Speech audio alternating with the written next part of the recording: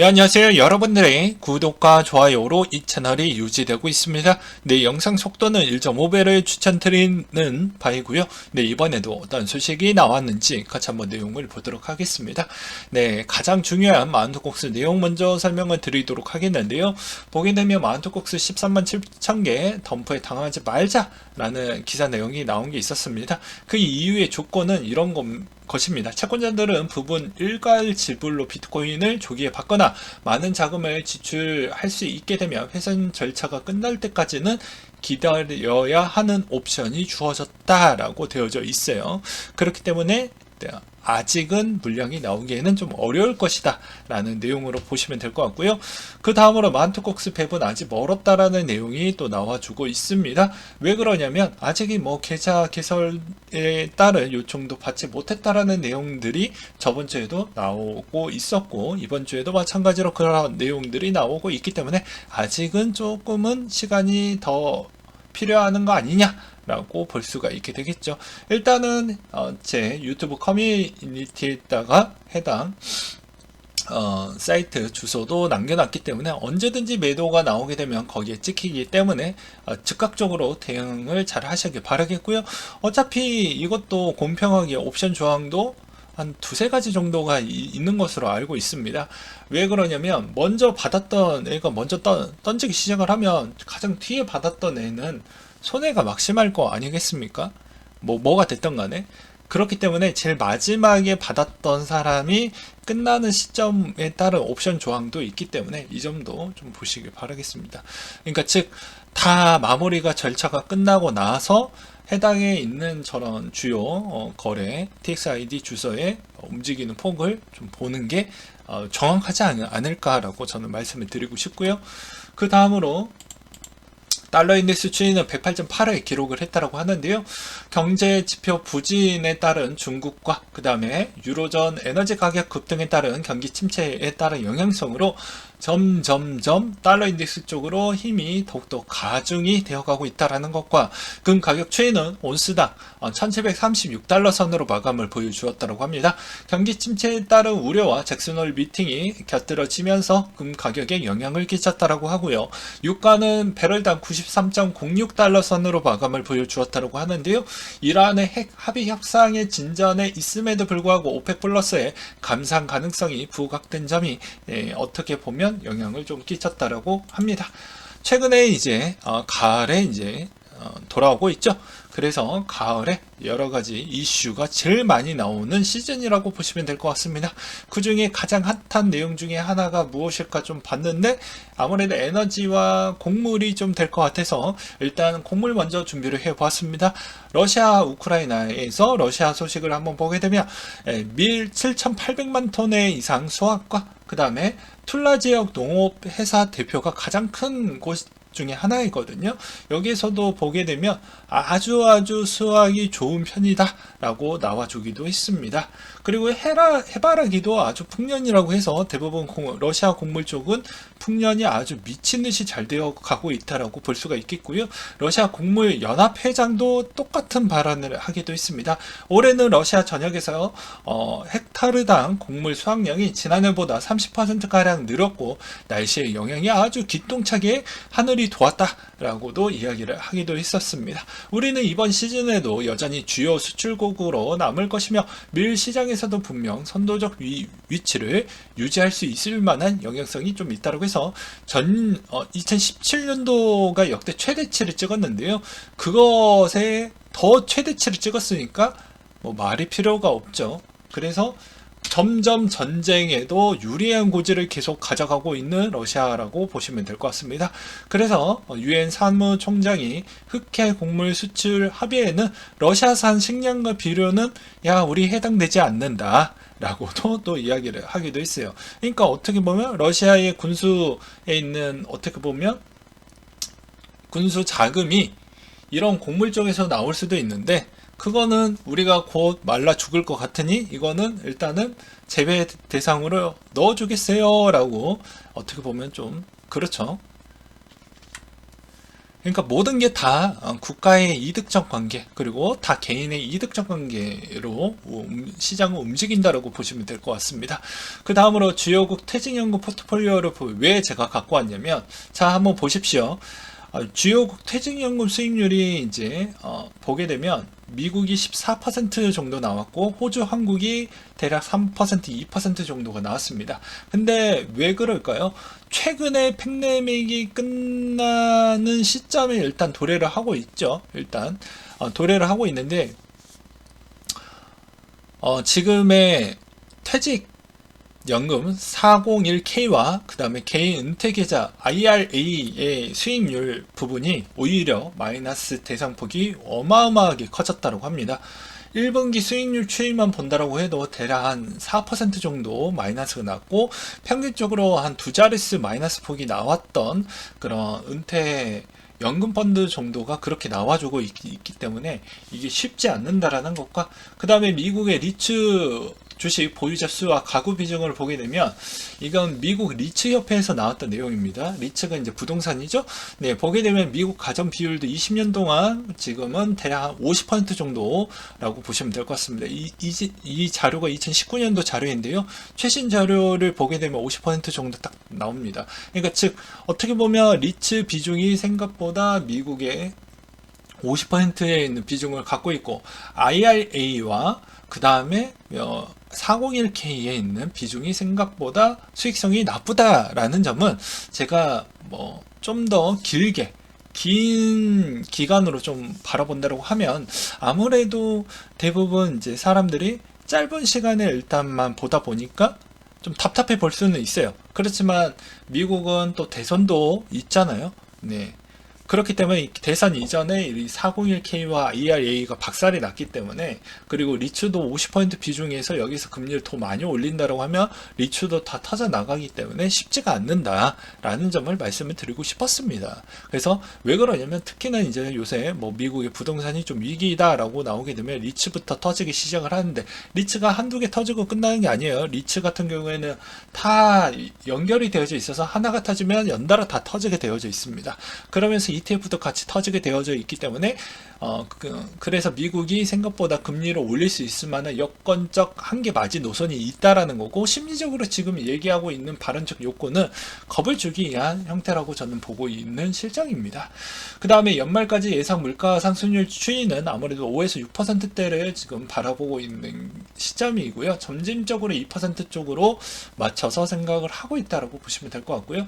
그 다음에 또 보게 되면 미국의 10년 금리, 공포지수, 유가, 달러 다 별로 좋지 않는다라는 걸 볼 수가 있겠고, 이제 1990년도 천연가스 월 평균 등락률 추이를 보게 되면 오히려 가을에 제일 많이 올랐고, 그 다음에 겨울에 또 제일 비수기 형태를 보여주었던 역행적인 형태도 좀 있었다. 왜 그러냐? 겨울에 매우 춥다라고 했지만 결국에 춥지 않았던 형태가 나올 때도 있었잖아요.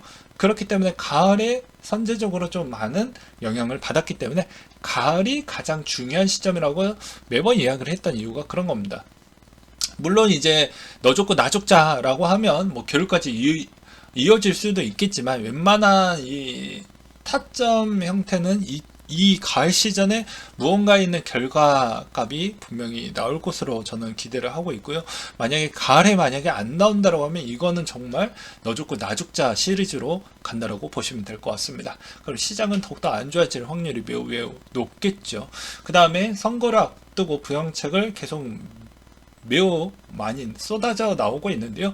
SEC 위원장도 더 이상 미국 증시가 더 많이 내려가면 안 되기 때문에 미국에 상장된 중국 기업들의 상장 폐지 리스크도 최대한 고려를 좀 해주고 있는 시점을 보여주고 있고요. 그 다음에 또 보게 되면 평소 때보다 곡물이 좀 많이 내려왔다라고 하지만 아직도 2021년도 대비보단 위에 머물고 있다는 걸 또 보여드리고 싶었고요. 그 다음에 주요 지역 CPI 분기별 추이 전망 추이를 본다라고 해도 어떻게 보면 한국도 2022년도 4분기에 최저점을 찍고 내려올 것이다 라는 전망치인데, 가장 안 좋은 게 영국이나 그 다음에 유럽 쪽이 좀 되지 않을까 싶습니다. 예, 제가 생각하기에도 미국은 아마 점차 더 빨리 꺾일 것으로 저는 좀 기대를 하고 있고요. 그 다음에 보게 되면 미국 주간 천연가스 재고 추이도 생각보다 아직도 더 여력은 충분히 하지만 자기 거 빼놓고는 여력이 좀 안 나온다라는 것도 좀 보시길 바라겠습니다.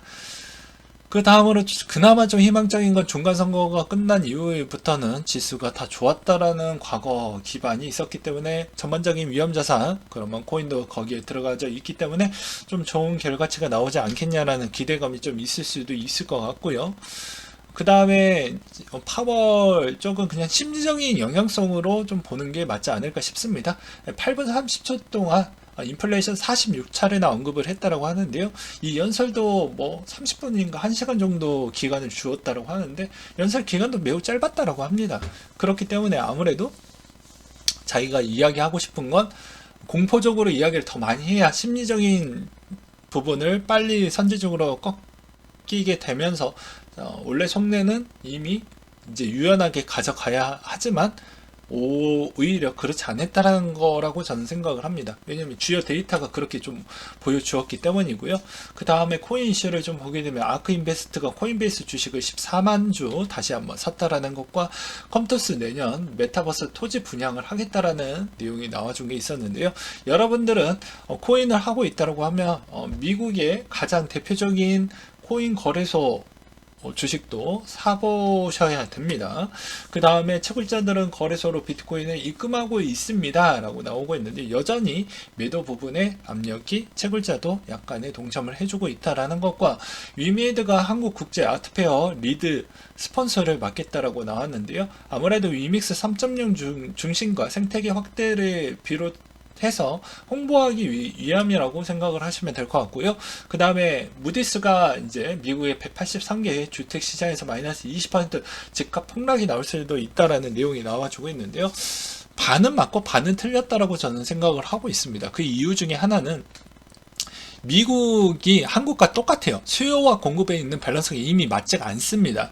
오히려 더 엄청 많이 지어진 상태가 아니다 보니까 어쩔 수 없이 어느 정도 선에서 이런 주택의 불실률은 나올 수는 있겠지만 그렇게 많은 물량이 나온다고 저는 생각하지 않고요.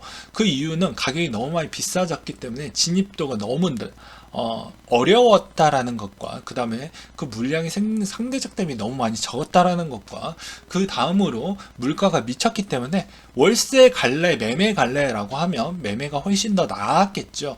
그렇기 때문에 지금의 이 여기에서 좀 문제점이라고 볼 수 있는 건 아무래도 실업률 추이가 증가가 나온다고 하면 이 대출금을 어떻게 갚아 나갈 것이냐가 이분들이 그걸 극복을 하게 되면 부동산 추이는 어느 정도 감내할 수가 있을 것인데 오히려 고용의 유연성이 워낙 심한 미국 시장이다 보니까 그걸 예측하기에는 좀 어려울 것 같다. 반면에 한국은 연끌을 해서 이게 위험도가 나오고 터질 수 있다라고 하지만 상대적 대비 좀 더 안전성은 더 높다라고 볼 수가 있죠. 왜냐하면 고용 시장이 유연하지 않잖아요. 네. 그 다음으로 이더의 머지가 개인은 팔고 기관은 사고 있다라는 내용이 있었는데요. 암호화폐 옵션 시장을 보게 되면 이더의 콜 옵션 매수량이 뚜렷하게 증가하고 있고 이더의 강세를 전망하는 투자자들이 그만큼 많다는 것을 의미하고 있다라고 나와주고 있는데요. 제가 보기에는 일단은 중립기업으로 보는 게 맞지 않을까 싶습니다. 왜냐하면 이 9월 초중순에 ETF가 하나가 더 등장을 하게 되고요. 그 다음에 이더의 머지 형태까지 나오게 되면 항상 호재가 딱 그 날짜가 지나게 되면 어떻게 될까요? 그리고 꼭 그 9월 15일 정도 때가 추석이 끝나는 또 직후입니다. 예, 추석 시즌 이전에 별로 좋지 않았고요. 추석 이후에도 안 좋았던 때도 많이 있긴 했지만 그래도 전반적으로 좀 유탄했던 때도 많이 있었거든요. 근데 추석 이후에 있다 보니까 좀 애매한 시점에 있다. 그리고 추석이 끝난 이후부터는 또 매우 중요한 지표들이 또 많이 기다려져 있기 때문에 이 점도 상당히 고민이 많이 하면서 대응을 하시길 바라겠고요. 그 다음에 18세부터 29세 미국의 남성의 42%가 암호화폐 투자 거래 또는 사용을 했다라고 합니다. 네, 그 다음으로 제 주관적인 기술적 관련된 추세 이야기를 좀 드리고 싶은데요. 여전히 9월 달에는 엄청나게 변동폭이 매우 클 수밖에 없습니다. 그리고 추석 때 엄청나게 거래량이 줄어드는 건 매번 제가 설명을 드렸기 때문에 그것도 꼭 기억을 해 두시길 바라겠고요. 추석 시즌에 매우 좀 많이 시장이 안 좋을 때만큼 적극적으로 개입을 하는 게 전 맞다고 봅니다. 물론 이 개입에 있는 조건은 내가 코인을 하나도 들고 있지 않은 사람에 한해서, 또는 여유가 아직까지도 현금 분포도가 50% 정도 더 남아져 있으신 분들에 한해서만 말씀을 좀 드리고 싶고요. 여기에서 더 공포적으로 가볼 필요성이 없는 이유 중에 하나는 어차피 추세적 기반을 2만을 깨져도 어차피 나중에 시장에 내년에 좀 비수기 타임이긴 하겠지만 어차피 이 비수기 타임도 언젠가는 끝나기 때문에 그 긴 기간에 여기에서 충분히 2만 밑으로만 매입을 충분히 더 많이 모아간다고 하면 언젠가는 여러분들이 승자를 하실 확률이 매우 높을 거라고 저는 생각을 하고 있기 때문입니다. 그 다음으로 뭐 또 한 구독자님께서 이런 질문을 또 하시기도 했더라고요. 이더리움 클래식에 대해서 어떻게 생각하신가요? 아직도 괜찮다라고 생각을 하신가요? 그건 해시레이트만 보아도 알 수가 있지 않을까요? 라고 저는 말씀을 드리고 싶습니다. 해시레이트가 계속해서 유지를 해주고 있는 그런 모습을 본다라고 하면 충분히 저는 나쁘지 않는다라고 생각을 하고 있기 때문에 여전히 이더리움 클래식은 클래식 나름대로 매입을 해보는 형태로 가는 게 맞을 것 같다라고 생각이 들고요. 여전히 지금의 혼돈에 있는 이런 시장에서 오히려 알트코인에 있는 접근성은 내가 좀 더 주력적으로 가져가 볼 만한 애들 빼놓고는 진입하는 건 바람직하지 않는다라고 저는 말씀을 드리고 싶습니다. 왜냐면 P2도 가격이 저렴한데 굳이 알트 쪽에 관심의 여력을 분산해볼 필요성이 있을 거냐 라는 점이 좀 있죠. 왜 그러냐면 뭐 이런 이클 같은 경우가 올라갔던 배경도 뭐지 에 따른 그런 테마적 이슈 때문에 일시적으로 좀 올라왔다라고 볼 수가 있겠고, 이로스도 마찬가지로 최근에 뭐 리브랜딩 때문에 올라왔던 부분이 있죠. 근데 시장이 점차적으로 9월달에 혼돈에 있는 장이 연출이 된다고 하면 알트가 생각보다 변동폭이 더 커지지 않을까요? 라는 점도 좀 생각을 하시면서 투자에 임하시길 바라겠습니다. 네, 이상으로 마치도록 할게요.